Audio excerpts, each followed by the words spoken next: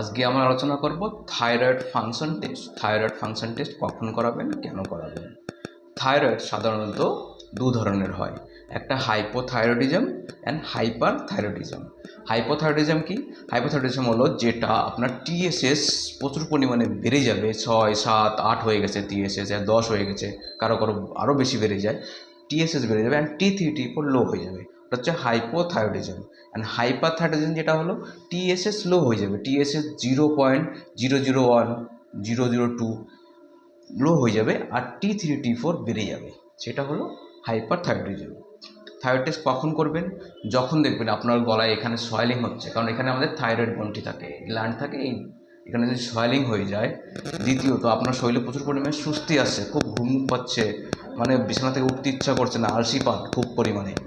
তৃতীয়ত আপনি যখন দেখবেন আপনার শরীর খুব পরিমাণে ড্রাই হচ্ছে, শুষ্ক শুষ্ক ভাব, স্কিন পুরো ড্রাই হয়ে যাচ্ছে, তখনও থাইরয়েডের প্রবলেম হতে পারে।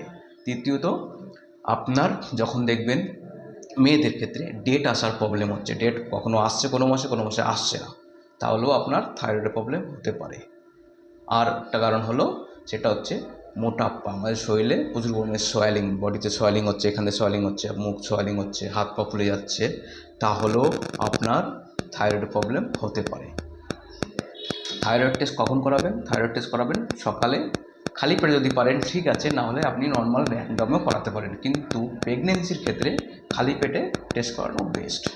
বাকি থাইরয়েডে আরও ভাগ আছে, ফ্রি T3, ফ্রি T4, এরপরে আপনার থাইরয়েডে আরও জানতে হলে অ্যান্টি টিপিও আছে, অ্যান্টি টিপিও করানোর পরে তারপরেই ওষুধ নেওয়া সবচেয়ে বেস্ট। আর থাইরয়েড টেস্ট যেদিন করাবেন সেদিন আপনি ওষুধ খাবেন না, যদি আপনি থাইরয়েড ওষুধ খান তাহলে ওষুধ নেবেন না, আপনি ওষুধ ছাড়া খালি পেটেই করাবেন।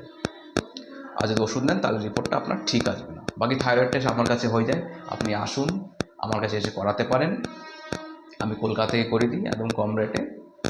ভালো থাকুন, সুস্থ থাকুন। আর 3 মাস পরে পরে অবশ্যই থাইরয়েড টেস্ট করানো দরকার, যাদের থাইরয়েডের প্রবলেম আছে 3 মান্থ পর পর টেস্ট অবশ্যই করান, তাহলে আপনি বুঝতে পারেন আপনার ওষুধে কতটা কম বেশি হচ্ছে, ওষুধে আপনার কাজ করছে কি না জানা যায়।